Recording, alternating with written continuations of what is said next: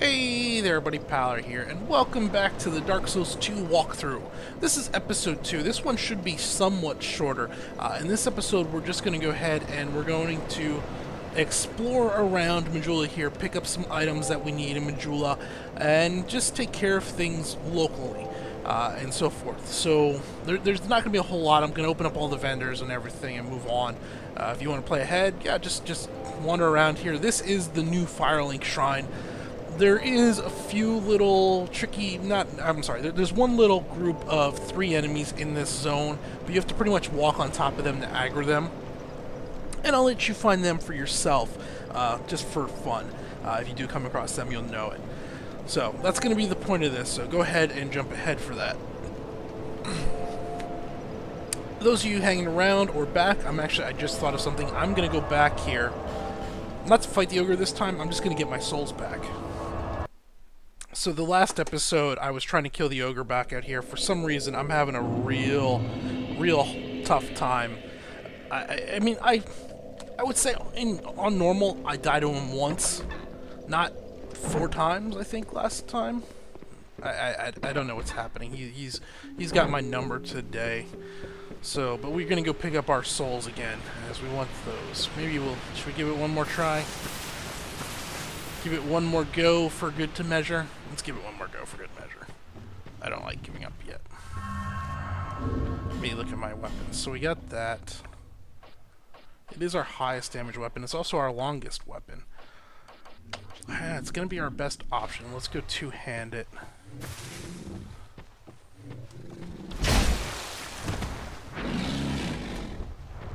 Done playing with you. No! There's no way that caught me.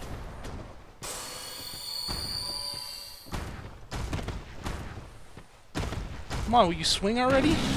And it caught me again? I do not know what's happening here. Let's run this way. That's our last life gem, so this is our last attempt.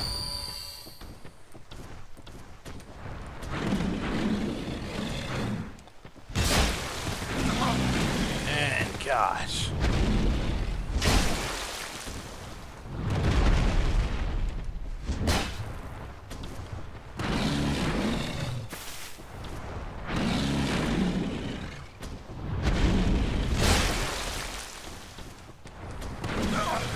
No!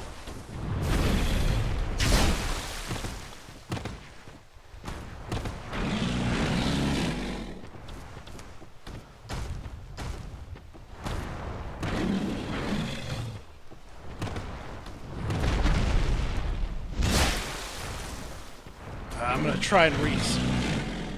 Come on. Look at my little sliver of health. Let's reset him. This is bad. This is real bad.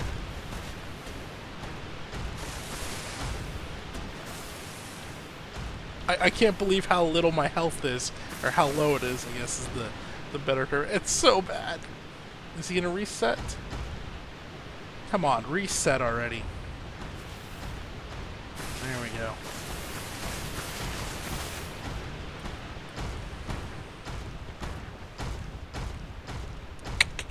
Come on, get back up there.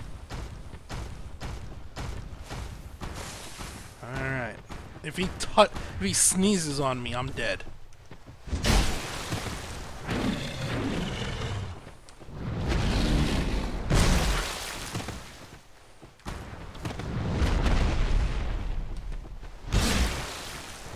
Nope!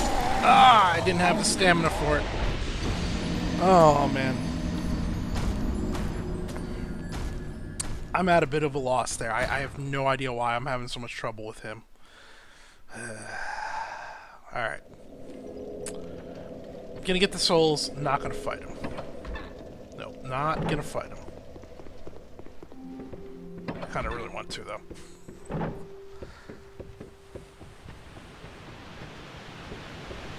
Normally, if you do the quick roll, he won't catch you. I don't know why he is. Where are my souls at? There they are. We're just gonna run right by him. We'll be back for you later, buddy. And we're gonna go back to Majula. And we'll take care of everything else.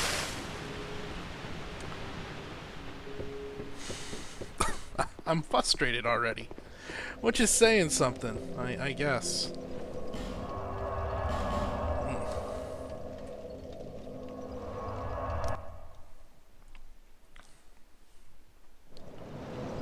Alright, now here at Majula, first place we're going to start off with is right here, the Emerald Herald. I'll let you listen to her for a little bit. Are you the next monarch? Or merely a pawn of fate? Bearer of the curse, I will remain by your side till this frail hope shatters. Take this with you. May it ease your journey. There's Go our on and Estus see the flask. king. He who made Drangleic what it once was. He who peered at the essence of the soul. King Vendrick. Bearer of the curse, seek misery. For misery will lead you to greater, stronger souls. You will never meet the king with a soul so frail and pallid. Seek those whose names are unutterable. The four endowed with immense souls. Their souls will serve as beacons. Once you have found them, return here to me, so that hope will not fade away. Bearer of the curse, seek souls, larger, more powerful souls. Seek the king. That is the only way. Lest this land swallow you whole, as it has so many others. She is very chatty, but there we go. Now that we open this up. So the Emerald Herald is where you do all your leveling. This has been removed from the bonfires. You no longer can level up bonfires. You got to come back to her and level up. She also gives you your Estus Flask and allows you to upgrade your Estus Flask. I don't think we have enough souls to level up right now, do we? No, we don't. I didn't think so. Whoa, I almost jumped off the edge there. We're going to let her go for right now, and we got some other searching to do. First thing, we're going to come over here, and we're going to pick up this item. Solve the name of Soldier and 3 life gems. And we're actually going to equip this stuff now. So we want to put on our Estus Flask and life gems since we're now out of them. Thank you, Ogre. And I'm trying to remember, no other items. But up here is someone who apparently is from the comics. Apparently there was a comic series that led up to Dark Souls 2, and this is the guy from that. And we're going to talk to him. You're undead, aren't you? You have that distinct scent, the smell of irreversible fate. This is Majula. It is a kind of settlement, a place where life is almost normal. And in Drangleic these days, there are very few places like that. I am Solden, and like you, I lost everything, and now I'm here. You probably heard that it was possible to break the curse here. Well, that's not true at all. There's nothing here for you, me, or anybody. Do you know much about souls? Even I'm not certain, but I'm told that the soul is the essence of life itself. Anything living, sentient or no, supposedly has one. What we call the curse is traceable to the soul. Do you see what that means? To be alive, to walk this earth. That's the real curse, right there. We undead will never die. And that's quite a predicament, really. There are 4 beings in this land with giant souls. He's chatty, I apologize, but we do need to hear him out. Here, you'll sooner or later come up against them. Each has a powerful soul and a terrible curse. If that frightens you, then you ought to just give up right now, like I have. Do you ever cry out for help? The journey of an undead is long and treacherous. You will face invaders from other worlds at every turn. If you need help, why not proclaim faith in the Blue Sentinels? When you face danger, the Blue Sentinels will come to your aid. Protection is yours, if you wish. You need only accept their kind embrace. Okay, so now here is the first covenant we're going to come across. Way of the Blue, what this does is if you're invaded by another player, a red player, what this will do is anybody in the Blue Sentinels covenant, which is a different covenant, will be summoned in to assist you. You'll gain somebody else. So it'll more or less put somebody who's looking for PvP against somebody who's looking for PvP, give you a better chance of surviving. Since we got nothing else, we're going to click yes. Also, because it gives us a ring we want. This blue seal ring. It's not great, but that is a wise decision. we don't have any rings right now. Let the Sentinels cradle you in their embrace. Sorry, I jumped ahead of his chat. That's just the last of his chat as we leave it. Since we don't have any rings, it's worth taking, as it will boost our HP a little bit. You see here, it give us another 24 HP. So that's okay. It'll help out a little bit. Okay, down here now, we're gonna have a quick chat with the blacksmith, who can't do any smithing. Who are you? Oh, it doesn't matter. Just help me open this door. I packed my tools in here, seeing it was vacant. But now somebody's gone and locked the door. I'm a blacksmith. I'm nothing without my tools. Bring me that key. Chop chop. That's all we can really get from him. Somebody's locked him out of his smithy, so you gotta get that. That won't come up in a little bit later in the game. Alright, now over here, we're gonna just pick up this item. Life gems. More life gems are always good. And we got 2 buildings left to go in. Keep an eye out for this hole. This is a massive hole. You will die at this point if you try to jump down there. This larger house in the back here, we cannot access that. It is currently locked, and we will not be getting the key for that for a little bit, but relatively soon. Well, we want to come in here, and before we talk to him, we're going to rob him. And climb up here and steal. Titanite shard.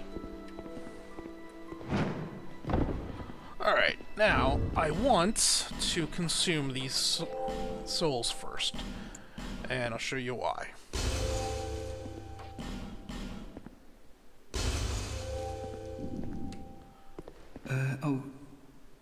Hello there. Welcome to my shop. I'm Morlin, and I sell armor. Oh, sorry, Please do have a look at my wares. I could really use the business. If you'd be so kind. Alright, this guy, I cover this a lot more in my lead-up video. I'd recommend go watch that for the full details.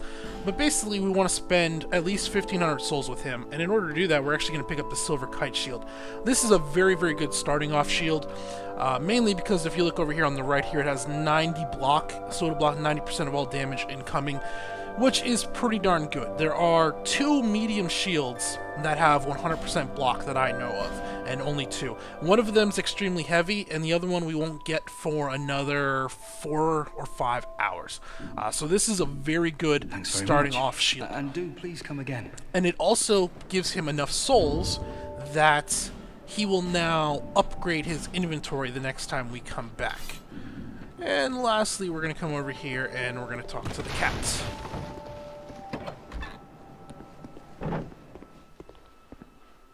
Okay, right here. Oh, Undead, are we?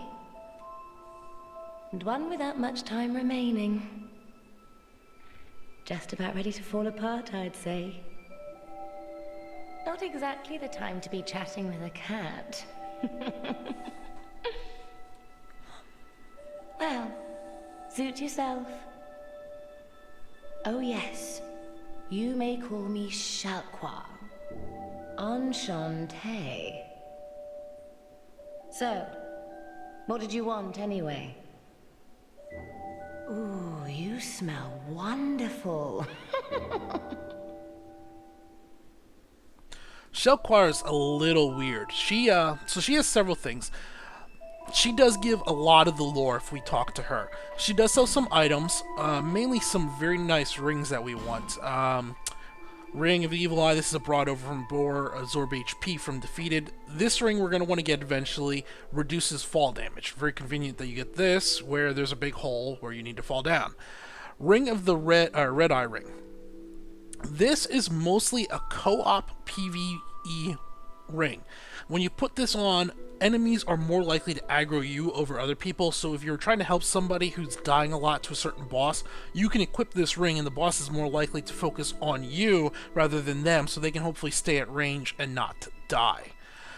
Name engraved ring, this is used for co-op in order to find other players. Basically when you buy this, you have a list of 8 or 10 gods that you can choose from that you engrave into the ring, and if they choose the same god, it prioritizes you higher in finding them for co-op. And then the Ring of Whispers allows you to hear the voices of enemies. We'll come back to this item. It is a ring we're going to want to get, though. Then she has some items that are basically exactly from Dark Souls 1. Right now we don't have the souls for that, so we're not going to do that. The other thing she does is she allows you to abandon covenants, and she also allows you to see your current rank with covenants. So as we discover more covenants, this list will fill up, and you can go through and you rank up. And the covenants have been changed a little bit from Dark Souls 1.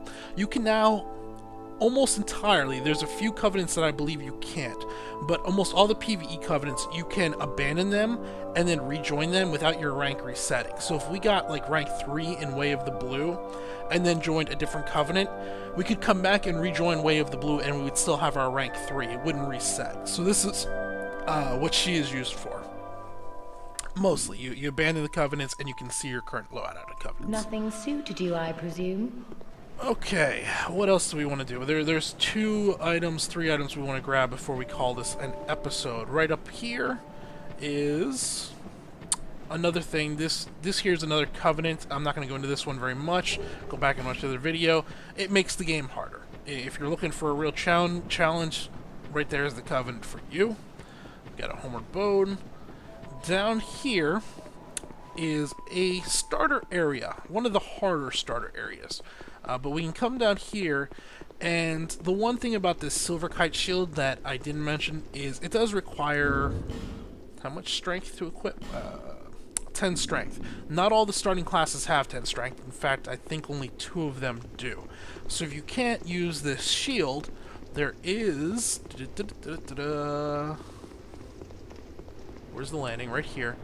A metal chest with a blue crescent shield, I believe it is. Crimson. I wasn't even close. This shield has like a 6th, I think 6 strength requirement. Yeah, right there. Which almost every class has.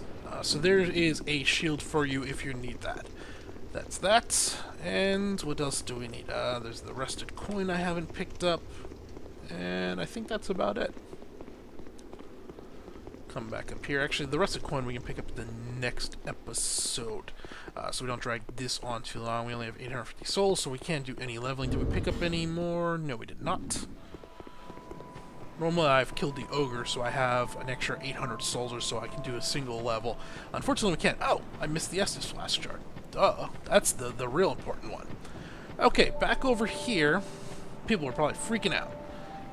We want to hit this rock and knock that down into the well, and this body's going to come up, and off of him we can get an Estus Flask shard. This will allow us to get a second Estus Flask, which is very helpful, especially early on. Now, in the end, if you play through all the way, the maximum you're going to be able to get is 12 Estus Flasks at plus 5 strength. Bearer of the curse, seek lest. So upgrade Estus Flask, give shards.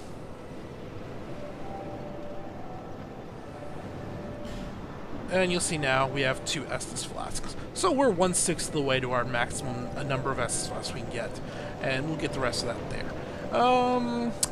Last thing is we'll just take a quick look. I want to point out a few things. Out there is a neat little fort. That is going to be our first destination. And it'll be the focus of the next episode. If you pull up our binoculars. You look at there's a fort. That is the Forest of the Fallen Giants out there. That will be where we're going. Back up this way, you notice that massive tower, and then there's kind of that long bridge leading out to it. We will eventually be going there much, much later in the game. And the last place you kind of want to look at, which is kind of cool, is Hyde's Tower of Flame. So you notice that tower sticking up out there. It's kind of lit up with some lights. That's Hyde's Tower of Flame in the cathedral. That'll be the second place we go to after the Forest of the Fallen Giants. Another early starting area. But you can see some of those locations from here in Majula, and actually from some of those locations you can see back here to Majula. You can see that large statue thingy there. Alright, I think that'll cover it. There's not a whole lot else here that I can think of. Nope, we've got everything, and we're ready to start into the game. I really am pissed off about that stupid ogre, though. But we'll let that slide for now. Till then, we're going to call this an episode just to keep things concise. In the beginning of the next episode, we'll actually start exploring the world and killing some stuff. So till then, this has been Paler. Thanks for watching.